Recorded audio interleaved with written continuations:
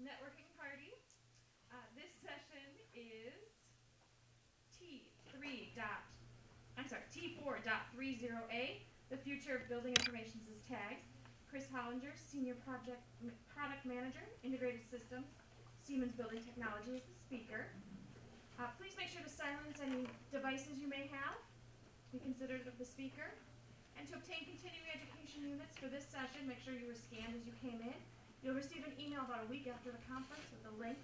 You have to take a quick assessment. Each session will have 4 true-false questions. Nothing too tough, we promise. And then once you complete those, you'll get a transcript you can use to submit to any licensing body or association you need to. Thank you to our AV sponsor, DC Taylor. Tomorrow, the expo hall will open again at 11 a.m. And you can use your $8 coupon if you didn't use it today. And we do have a tour opportunity still tomorrow.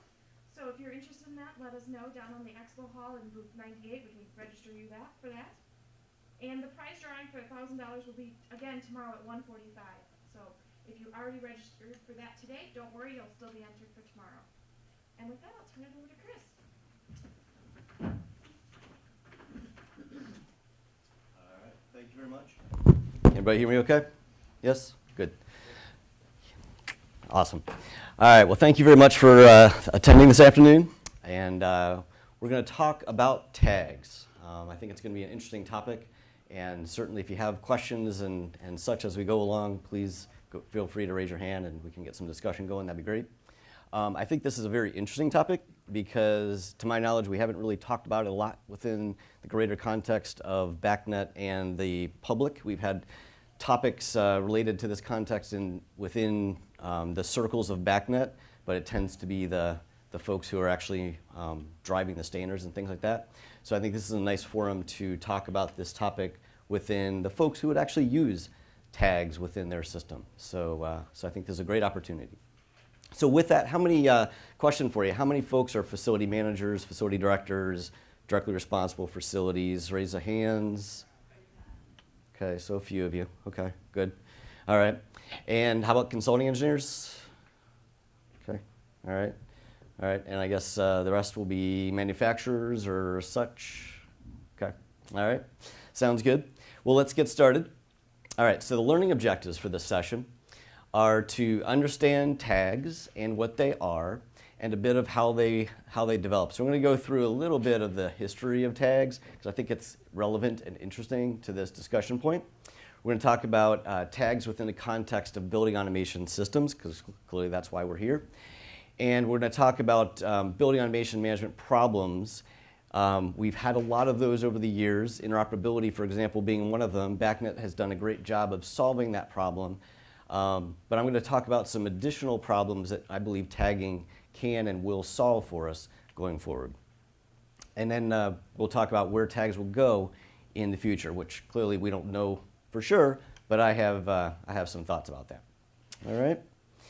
So first off, we'll go forward with a definition. What is a tag? And this is probably right out of Wikipedia, I think, so our famous source of all wisdom and knowledge in the human race. What is a tag? A hashtag is a type of label or metadata tag used in a social network or microblogging service. So where's building automation in that definition? Nowhere, right? So, gosh, we don't have any place within the tagging community because Wikipedia says we don't. But I believe we do. Metadata tagging and metadata itself, if you think about BACnet and objects within the BACnet standard, that's very much what metadata is all about. And I think that there's definitely room for tags within building automation. I think that tags are going to add a lot of value to building automation. So we're going to talk about why that is going forward. Let's step back, though, in time a little bit and figure out where tagging evolved from, because I think that'll help us understand the context of what tags can offer us in the future. So the concept of tagging has actually been around for quite a long time. When computers were in the early stages, we always had that challenge of finding data.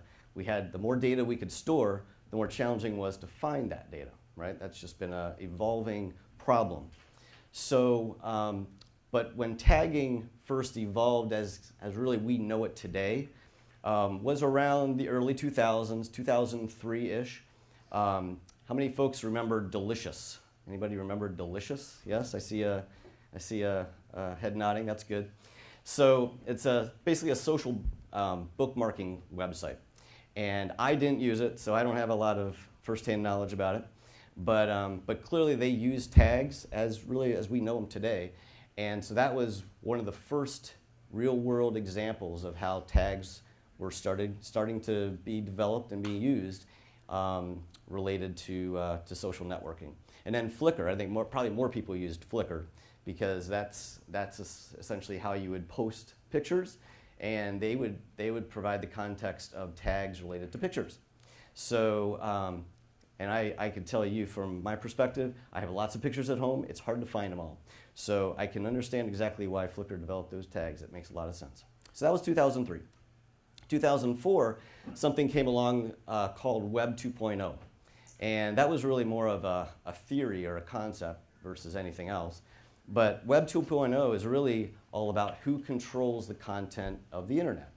And I think there were folks in the early stages thinking that the internet was all about controlling the software, the tools, and the content itself.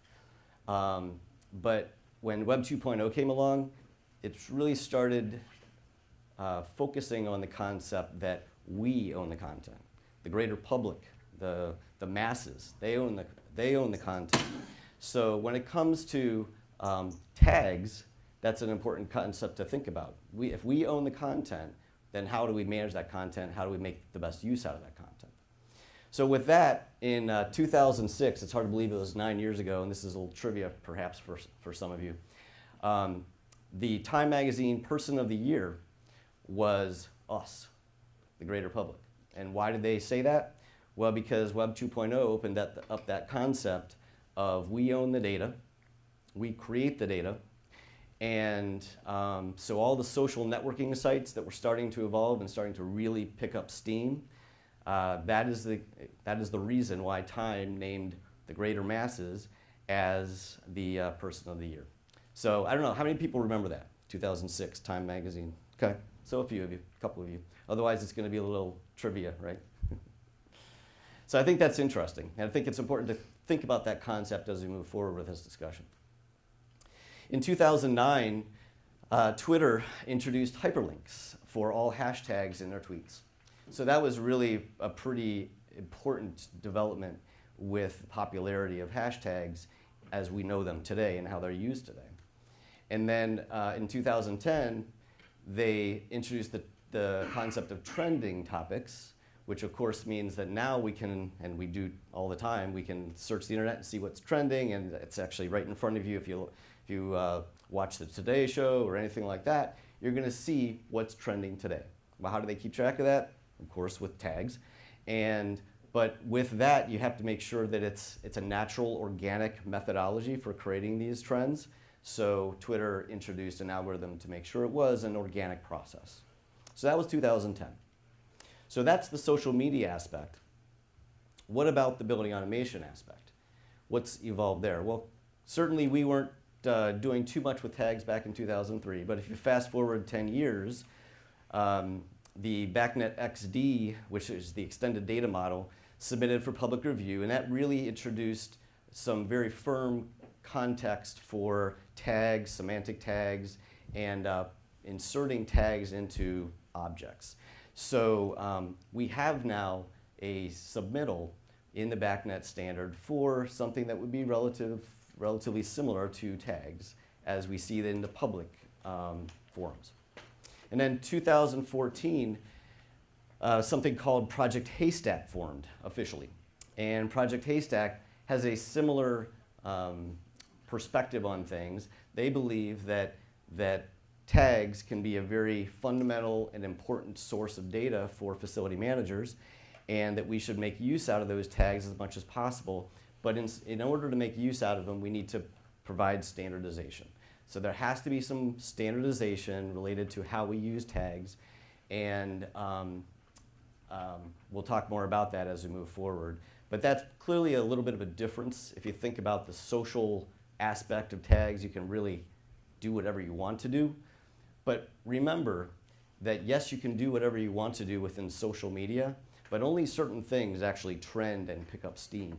And those are what essentially become the standards, even though they're not really standards.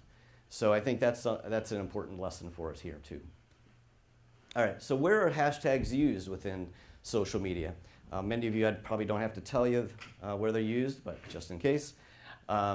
Twitter, which is certainly the birthplace of the way we typically use hashtags today. Google+, Facebook, Instagram, Pinterest. Those are the typical places where hashtags are used today. Does anybody think that there's relevance there for building automation systems? Yeah. Do you see some possible, I see some head nodding no, and that's cool, that's fine. I see some head nodding yes. Well, I personally believe there is. I think there are some interesting tools that could be used here. If you think about these as just purely communication tools, really they're just communication tools. Maybe they're pictures. I don't know about you, if you have a teenager at home, which I have 2 of them, they are constantly making faces at their phone. Why do they do that? You know, they're communicating with their friends. And so these are just communication methods. And clearly we have challenges with building automation and communication. So I think tags and even these tools could potentially be used for better communication. As an example, perhaps we could use Twitter. That would be a good example potentially that we could communicate out to our building occupants. Perhaps we need to save energy, let the building occupants know, hey, here's what we're doing, here's some actions we're taking, something like that. So that's just one example. So why and how is a tag used? And again, this is from the social media perspective. So it's easier for users to find messages with a specific theme or content. So content is, I think, the important piece of information there. We are looking for better ways to manage content and context of our building automation systems. So that's an important point. They're also used to be able to search. So we're using these to search for data, search for information that's relevant to the questions that we have at hand. So whenever we're working in our facilities, we always have certain questions that we have asked, maybe asked of us or we ask of ourselves, and we'd like to present answers. And the concept of a tag can help us find those answers more quickly, more efficiently, more effectively. And I think that's, at the end of the day, what we really need to drive for as an industry. So let's take a look at an example of a tag. I think this is kind of interesting, and I'll tell you why. So a hashtag that you may have seen is hashtag NFMT_conference. That is a hashtag that if you look on your phone right now or your iPad right now, you'll find Twitter examples related to that tag. But when I first created this presentation, started probably a month and a half ago or so, I put in a tag that said, what did it say? NFMT Orlando 2015. And I never, of course, posted any Twitter or anything like that. I just said, oh, this is a logical hashtag. And sure enough, I never posted anything, and neither did anybody else. So it's an example of the fact that you could think that this is a tag that actually might be useful, but in reality, it has no usefulness at all, because if nobody does anything with it or latches onto it or uses it, it doesn't mean anything. So the point here is that you have to use tags that mean something to a larger group of people. That's really the intent here. And NFMT_conference, if you look at it, actually does. There are lots of Twitter information messages related to NFMT_conference.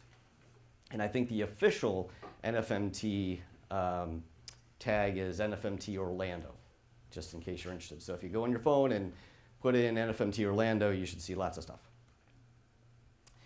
So how do we narrow down tag searches? Well, an example that I just gave, I'll give you a different example. Hashtag NFMT. What do we come up with there?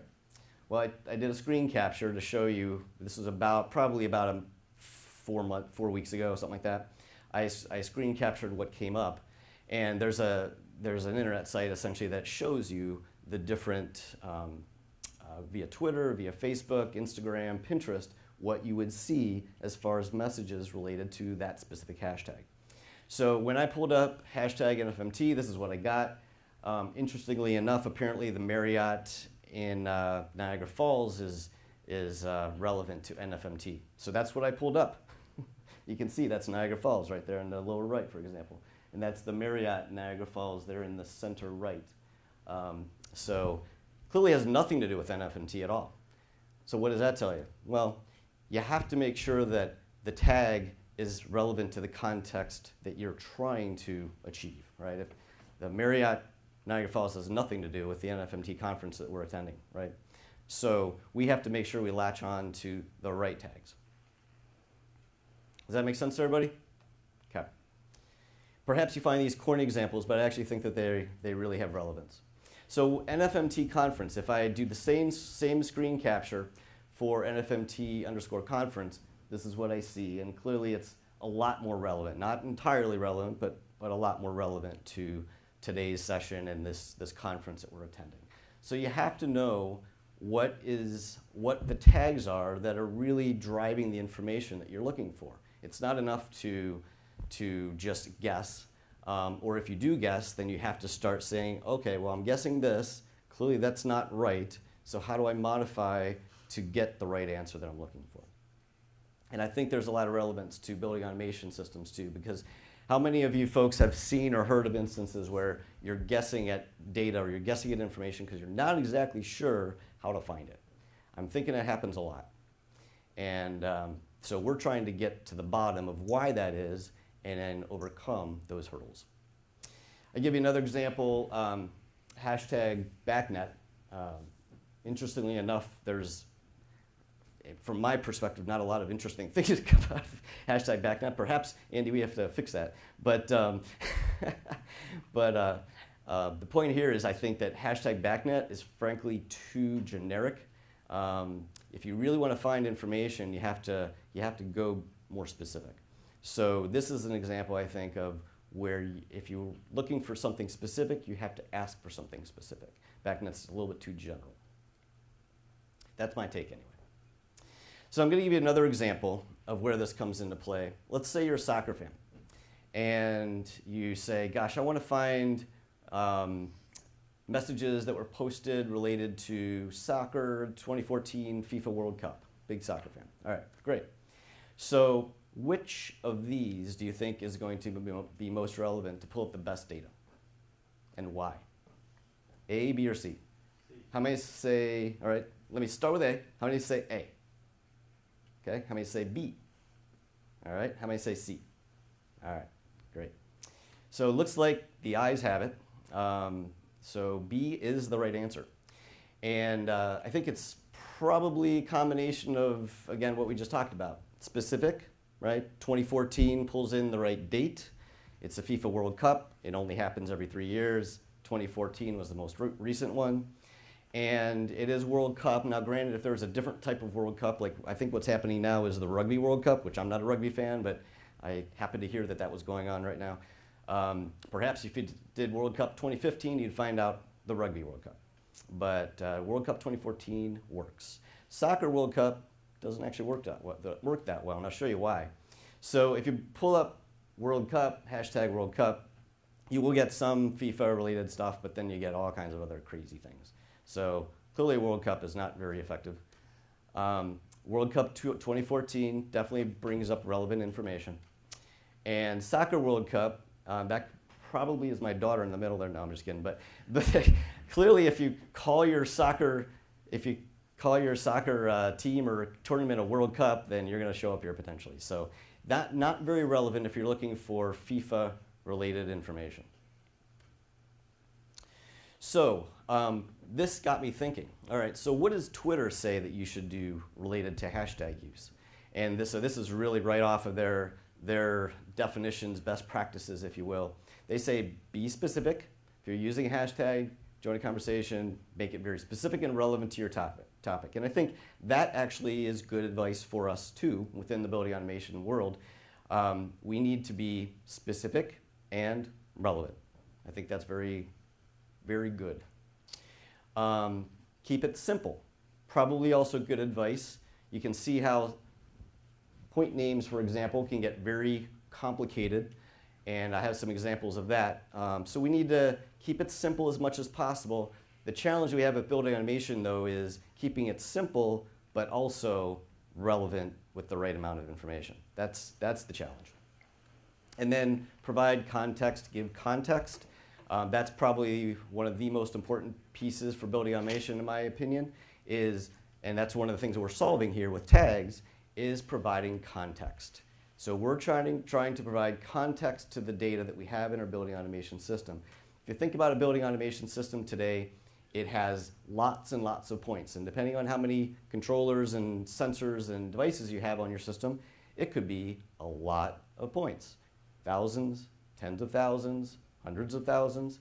So wouldn't it be nice to provide context to all that information, to know what the point is actually meaning, what is it doing, and what is it a part of within the context of the actual physical infrastructure? That would be nice. All right, so let's switch gears a little bit and go into the problem statement. I'll map this as the problem statement. So in building automation systems today, what would tagging add for us? Well, if you look at the classic protocol solutions that we have today, they've done a fabulous job of providing open, interoperable solutions. We have interoperability with BACnet, we have openness with BACnet. It has solved a lot of those issues that we've had in the past. So no reason to revisit that. That's clear, that's absolutely true. But where it has probably fallen short is providing context and providing easy ways to really dig for relevant information. So how easy is it for you to search? How easy is it for you to compare? How easy is it for you to report on the data? That's the question, and I would suggest that those are the areas that we need to concentrate our efforts on to move forward to provide better information for our customers. So we're looking for context, we're looking for consistency of that information from project to project, because frankly, project A and project B, if they're engineered and designed by different folks, can look extremely different, right? You can use BACnet, they can both use BACnet, but they can look and feel extremely different if you have different vendors, different designers, different engineers working on those jobs. Searching and consuming the data for analytics. How many folks think analytics is a good thing as it evolves, all right? So if you think about the problem that analytics provides, or I should say the solution that analytics provides, what problem does it also highlight? It highlights the fact that it's hard to find relevant data. That's what it highlights.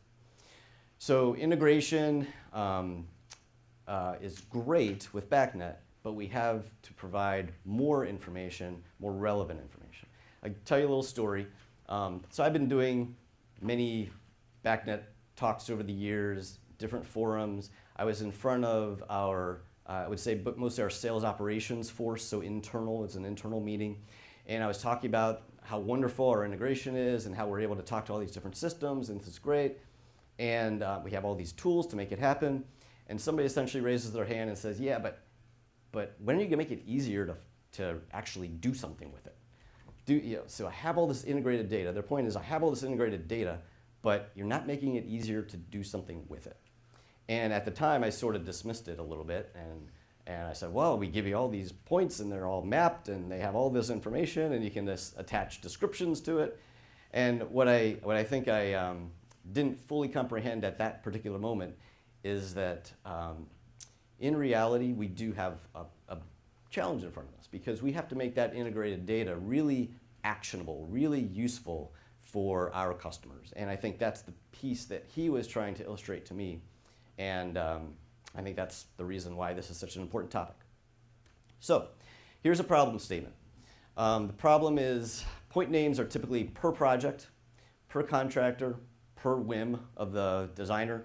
That's not always true, of course, but in many ways, and I'm sure lots of folks in the audience would have examples of this, point names can be a solution, and they can also be a problem. So establishing establishing standards and point names is something that I would hope that you would come back with. It's extremely important to establish standards and point naming, but that's not going to solve all the problems, but it certainly will help you along the way. But the result of those point names being different and not very useful is that the data is difficult to find. It's difficult to present, it's difficult to sort, to report on, so it really becomes less than fully useful. So what are our options? If you're looking to establish an analytics type package on top of your building automation system and provide that useful information to you, what are your options? Well, I'd say there's 3 options. There's rename the points system-wide. How many folks think that's a good idea? Yeah, not such a good idea. You know, it certainly solved the problem, but now all of a sudden nothing works anymore. Your program has to be redone, your graphics have to be redone. That is a lot of work. Another option would be using a mapping gateway device. You could use a mapping gateway device. That's actually what integration, how it evolved. When I started doing integration 15 years ago, 20 years ago, that's what we did. We mapped information from one device to another device, created pseudo points essentially, and that's exactly what we did. But there's clearly a lot of work there to do, and it tends to be project specific or device specific type of information. So probably not the best example.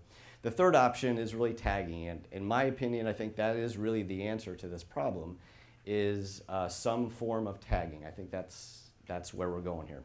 So it solves the problem of having to rename points. You don't have to do that anymore. And it also solves the problem of being content and context that you can transfer from job to job. So what can be done to provide standardized semantic tags? And when I say semantic tags, I mean meaningful tags. That's what we're talking about here with semantic tags. So we're firmly now into the building automation world. We're not talking about social media anymore. We're talking about building automation. How do we make this solve our problems? So in Project Haystack, I'm going to use that as a talking point here. In Project Haystack, they have 3 aspects that they're looking to solve. They introduced this tagging model with 3 different tags, something called a marker tag, which is a semantic tag, provides context and a description essentially. So what is this piece of data? What does it represent? They have a value tag, which has the value of that data. Could be %RH, could be degrees Fahrenheit. And then they have a ref tag, which is essentially a physical or logical description. So I think that's what we're trying to solve here. We're trying to solve some context, provide a value, and then provide some physical representation. Where is it? What is it? What's it doing? And then they also talk a lot about a tag dictionary, which I think is really important here too. That's really central to this concept. If you want to have standardization, you really have to have some sort of an approved or standardized dictionary. And I'll use my example that I made earlier, which is I can come up with my own Twitter hashtag, but if nobody else uses it, what good is it? Not a lot. So you have to have something that is used by the greater masses to be really relevant and useful. And then finally, standardized hierarchical models. This is really where we're driving in the concept of what's the application, what is the geographic area that we're representing, what is the system that we're representing. Maybe it's a floor, right? So that's where you're starting to drive home that physical representation. So we're going to look at each one of these a little bit more specifically now with examples. So the descriptive object, the goal here is to provide a model that can be applied really to either BACnet or Haystack. As we see it at least, we believe that there's a lot of common ground between the concepts of Haystack and BACnet, and that we should jointly really try to solve this overall issue of context within the building automation system. So as an example, this descriptive object really standardizes the information as represented in the tags, and give you some examples. We have space temperature, we have humidity, CO2, damper position, cooling valve position.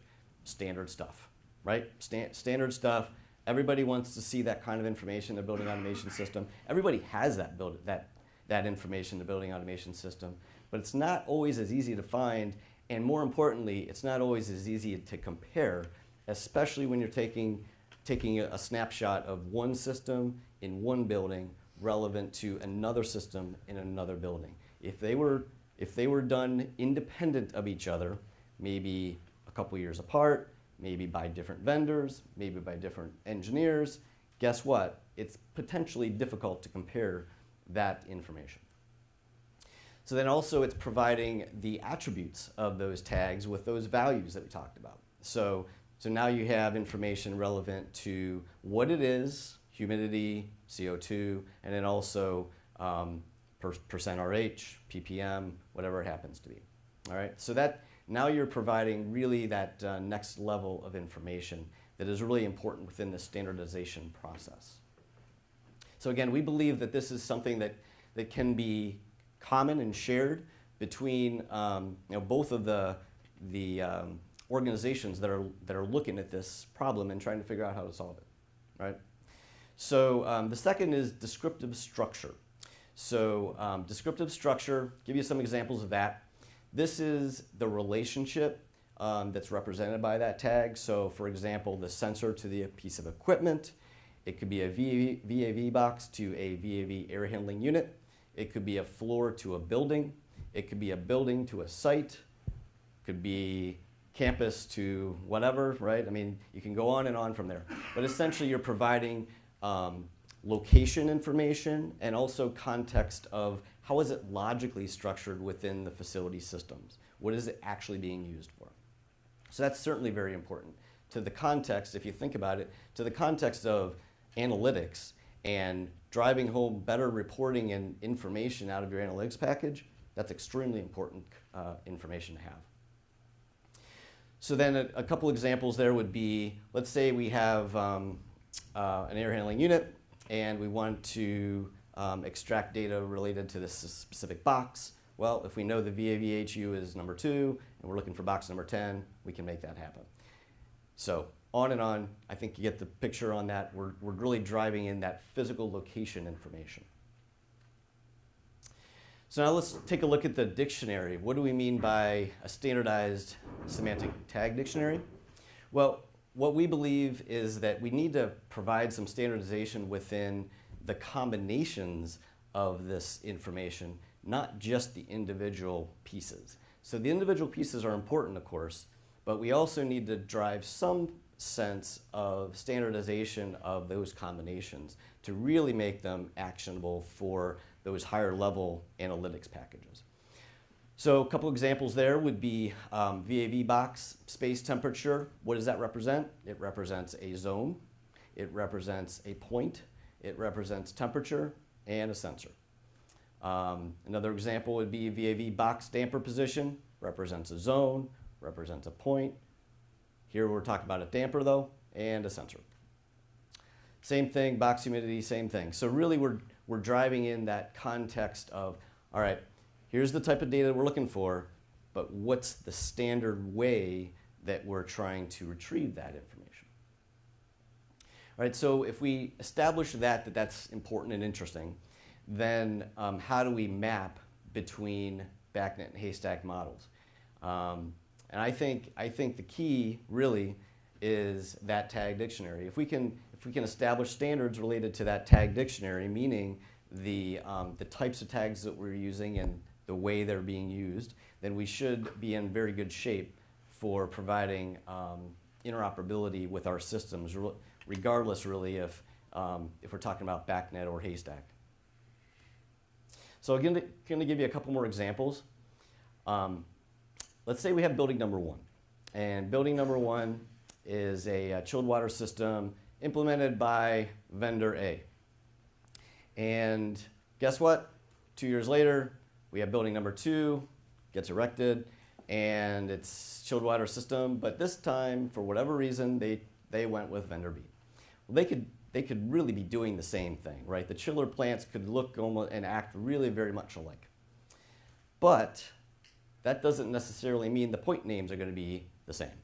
So what we find, at least, and what we have found, is that when you go from vendor to vendor with central plant type equipment, chillers for example, they tend to be point name specific to those vendors. So it's okay if you're standardizing on a vendor, but if you want to not standardize on vendor, that becomes challenging. So this is just an example of some of the points you might see. These aren't real, I just made them up. But I think you get the point that they don't look the same. And it's going to be hard for you to query or find information easily if they're not the same. So how do we make them the same? We apply tags. If we have a tag mechanism, a standardized tag mechanism, that allows us to, independent of the point name, establish standards to that information, then all of a sudden we don't care if we're using vendor A on this job, vendor B on that job. It doesn't really matter because we've established tag standards that make that somewhat irrelevant. It's never completely irrelevant, but from a point naming perspective, it becomes irrelevant. Does that make sense? And that's really the goal that we're looking for. I'll give you another example, a little bit more whole system approach here. Let's say we have building number 1, has system A. This is an air handling unit, VAV air handling, and it has, of course, some zone control boxes. They have room set points, and there's, of course, a chiller there, and there's a boiler. So, fabulous. Have this building, has all the typical systems in it, central plant, VAV boxes, great. So which points do you think would be interesting and important to get out of that system? Anybody have some thoughts? What points would be interesting? Supply air temp.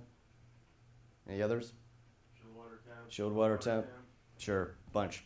All right, so here's just an example. Whoops, went too far. So here's just an example of some of the points you might see, right? And supply air temp is in there, return air temp is in there, CO2 is in there, flow is in there, etc. Damper position. So great, we have this information, not a big deal. But what happens when building number 2 comes about? Same problem, same problem.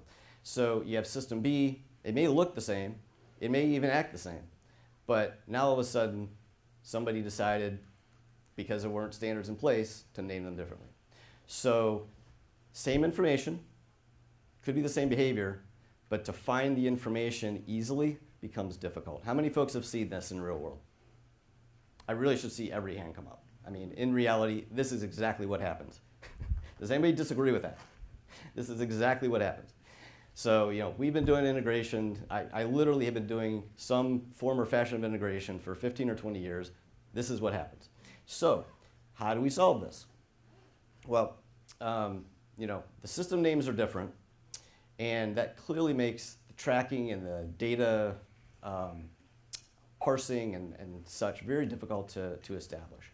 So, introduce, of course, tags, and I really think that if we can divorce ourselves a little bit from that point naming concept being the end-all, be-all, and establish some tagging principles and tagging standards that we'll be able to overcome this age-old problem, the same problem that we've had for many, many years, and I think it has a lot of capabilities. So just to give you an example, let's say you wanted to, going back to my earlier topic of, hey, how do I get information out of my system? And you have a question, you want to find out what's my supply air right now. I don't care if it's temperature, CO2, flow, I just want to know what's going on with my supply air across multiple systems. Well, you find your supply and air in your tags, and you get that information. You see the temperature, you see the CO2, you see the flow. So you don't care anymore about the object names that were in your system. I think that's a good thing. I'll give you another example, valve position. How many folks like to see valve positions? I'm sure everybody would like to see valve positions over time. Heating, cooling. So with this type of mechanism, again, you don't care who created those systems in the first place or how they name their points. You're trying to find valve position. And so the tagging mechanism really allows that to happen. Magic, right? It's magic. Just like BACnet. BACnet was magic in its day. Now this potentially could be magic also. I'm also going to give you an example. I've talked a lot about how to search for data, how to find data with tags. I'm I'm also going to give you an example of how it can impact graphics in a good way. So if we are creating graphics, and it could be we, it could be the vendor, it could be you, the customer. We have customers that create their own graphics. Regardless of who's creating graphics, the objective is always to make that creation easier, cheaper, more effective. So that's really the objective. And how can tagging make that happen? Well, if we have all of our points tagged ahead of time, we know within the context of what those points are doing. We know that, for example, this is it's not just an AO, it's a cooling coil valve, right? So we know that when we drop this into the graphic, it's a cooling coil valve. It is not just an AO. And in most systems today, or at least in the not so distant past, that was not the case. An AO, we didn't really know what that represented until you pulled the coil from the graphic library and said, okay, this is a cooling coil, it's associated with this point. Now I know what it's supposed to do. But if you really know ahead of time what all these points are representing, all of a sudden you can drive graphics standardization and graphics creation to a much different level. Does that make sense to you? Okay. So building graphics becomes easier. You all of a sudden know what the mechanical components look like and how they act. Give you another example. What about a VAV box? Do you think that same concept could come into play for VAV boxes? Sure, certainly. Frankly, it's probably easier to think about it from that perspective. You know, VAV boxes are typically, there's a few very popular types of sequence of operations, and you can drive those standards very quickly and very easily. Now, you don't necessarily need tags to make that happen, but tags can make it much more interoperable from vendor to vendor. So I think that's the point. We as Siemens, for instance, we drive default graphics all the time, and we're not alone in that area. But where we always struggle is when we come across VAV boxes that aren't our own controllers. So if we can overcome that concept, that would be interesting. So intelligent graphics creation, we can produce high-volume graphics automatically based on common application models, common tagging mechanisms. If we have those two things in place, we can really drive that standardization. So I'm going to give you another example. Here we have return air temperature, and we drop that in. So now we know, again, that's not just an AI. Today, a lot of systems, just an AI. But we know that that's a return air temperature sensor. We don't have to go through any effort to really make that happen. Incorporating it into the logic, incorporating it into future analytics, that's all possible. So this transitions then into the topic of analytics. I certainly believe that analytics is a key piece of this. So I noticed that I'm kind of running out of time, so I'm going to have to go through this fairly quickly. From a central plant perspective, though, if we have analytics mechanisms sitting on top of a building automation system, software, that software needs to know the strategies behind these tagging mechanisms for it to make any use, right? So again, if we have that standardization, then we can drive that to work out quite well on customer sites. And this is just an example of how that might work out. Let's say you have typical multiple systems, multiple buildings in a campus. You have multiple HUs, multiple chillers, and you're really trying to find total plant kilowatts relative to the outside air temperature, and this makes it possible to really make that happen regardless, again, of who put in the systems in the first place. It's very hard to do today without these types of mechanisms that we're talking about, which is the tagging mechanisms. So you could add total plant kW per ton on that graph, for example. And this just would give you an example of what the query report might look like. Essentially what you're doing is you're just writing a query report, looking for that tagged information, and based on what comes back, you can generate these graphs. And again, the concept is we don't care how they were named down below. We can look at performance analytics. Same thing. We can look at performance. We can look at performance over time. We can look at performance relative to how it was designed in the first place. We can look at seasonality relative to that performance. Those are all things that are easily done with these query mechanisms. So something that's really, I think, exciting for our industry is to be able to take this to the next level. So I will skip through here, and I'm going to just hit on this one case study real quick. Anybody been to Memphis recently, or anybody live in Memphis? Does this look familiar to you? This is that big pyramid that's in Memphis. And for a long time, it actually sat idle because it was this public works project that went awry. So, a funny story. The Bass Pro Shop founder was just fishing along the Mississippi, went by this pyramid, said, you know what, if I catch a big catfish, 30 pounds or so, I'm going to turn that thing into a Bass Pro Shop. Guess what?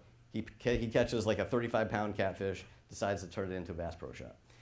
I guess you have to have a lot of money to make that happen.